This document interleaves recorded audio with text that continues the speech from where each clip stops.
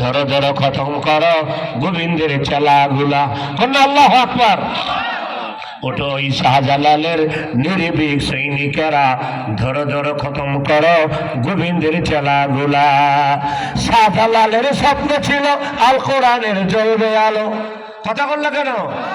শাহজালালের স্বপ্ন ছিল ইসলামের জ্বলবে আলো। সে আলো জ্বালিয়ে দিতে, সে আলো জ্বালিয়ে দিতে কোরআনের মুসলমানরা। ওঠো ওই শাহজালালের নির্ভীক সৈনিকেরা ধরো ধরো খতম করো গোবিন্দের চেলাগুলা।